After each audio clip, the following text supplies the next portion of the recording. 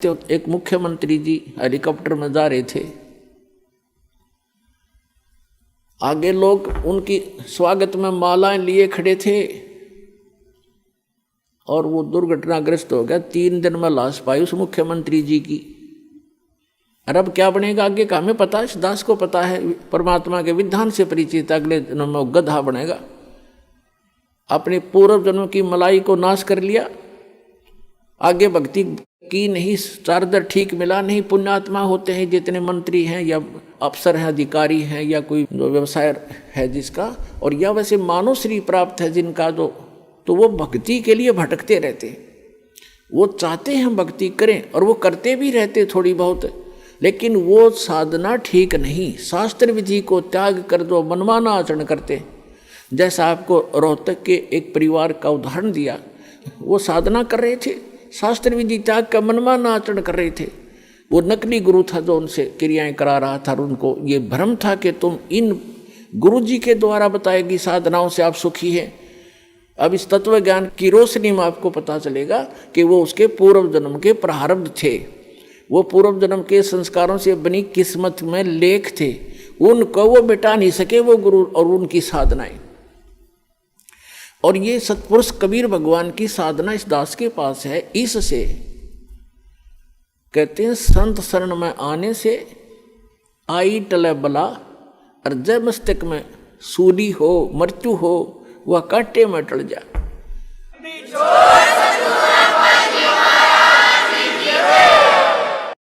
तो वह कांटे में टल जाए, यानी थोड़ी बहुत, जैसे किसी की मृत्यु होनी हो और टांग टूट गई दुर्घटना में, सारा न बचाव रह गया, टांग तो जुड़ जाएगी 6 महीने में, और जीवन कैसे मिले। तो इस परमात्मा की शरण में आने से आपके परिवार की रक्षा होगी। आप यहाँ भी सुख चाहते हो तो यही देगा आपको। ये सुख सागर है, ये पूर्ण परमात्मा है। और फिर यहाँ से जब आप जाओगे सतलोक में जाओगे, वहाँ आपके बहुत बड़े बड़े महल, सुंदर महल यूं के यूं रखे खड़े हैं, वो खाली पड़े हैं। आप अपनी अज्ञानता से और यहाँ आ गए हो, जिसके विषय में हम आपको बताते भी रहते हैं। सृष्टि रचना से आपको ज्ञान होगा। सृष्टि रचना की दास ने प्रवचन कर रखे हैं, उनकी CD उपलब्ध है, और पुस्तकों में भी भक्तों ने बना रखे हैं, वो आप पढ़ सकते हो, सुन सकते हो। तो कहने का भाव ये है कि वहाँ पर अपने सतलोक के अंदर आपके सारे परिवार यानी पूरे महल हैं, बहुत सुविधाएं हैं। जैसे आप यहाँ क्या देखते हो, जरा सा भी व्यक्ति रोजी रोटी से जिसकी सुविधा उभर जाती है, जैसे आम गरीब निर्धन व्यक्ति तो अपना हैंड टू माउथ होता है, उसने तो अपनी चारपाई और घर की व्यवस्था मुश्किल से पूरी होती है, तो एक झोंपड़ी हो उसी में संतुष्ट है। और जिसका थोड़ी सी पोस्ट हो जाती है, थोड़ा सा धन हो जाता है, तो वो क्या करता है, कोठी हो सुंदर, चारों तरफ चिप्स लगी हो, मार्बल लगा हो, पत्थर लगा हो, आगे लान हो बहुत बड़ा सुंदर, और उसके अंदर बगीची बनी हो चारों तरफ के, उसमें फुहारे छूट रहे हों। ये प्रत्येक की नीयत है कि जैसे इनमें मैं ठाठ लूँ, और ठाठ खाक लेगा।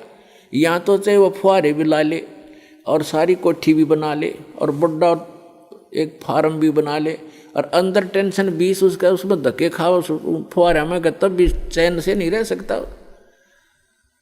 तो ये हमें क्यों ऐसा लाइक है, क्यों पसंद है? क्योंकि हम ऐसे स्थान पर रहा करते, वहाँ हमारी सुविधाएं ऐसी हैं। इसी की नकल इस काल ने कर रखी स्वर्ग में। जो यहाँ से देवता बनकर जाते हैं, उनको जैसे यहाँ अच्छे अधिकारियों को गवर्नमेंट अलॉट कर देती है कोठियाँ, तो ऐसे वहाँ अलॉट कर दिए जाते हैं आपको अलग अलग, लेकिन वहाँ पूंजी आपकी नष्ट होती है, आपका पुण्य अक्षीण होता है।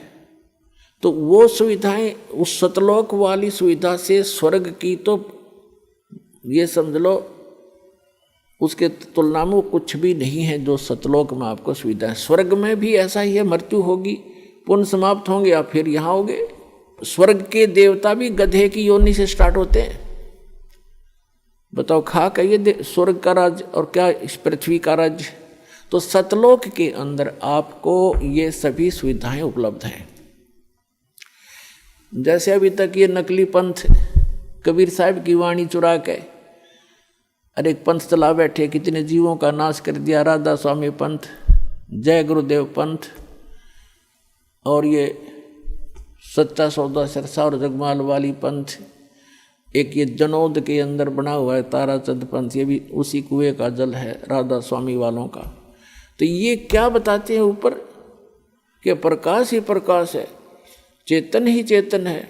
वहाँ पर आत्मा ऐसे लीन हो जाती है जैसे बूंद समंदर में, वहाँ और कुछ है ही नहीं। ऐसे कबीर पंथी बताते हैं भगवान निराकार है, आत्मा उसमें जाकर मिल जाती है। एक ये जम्मू वाला चतुरता दिखाई इसने।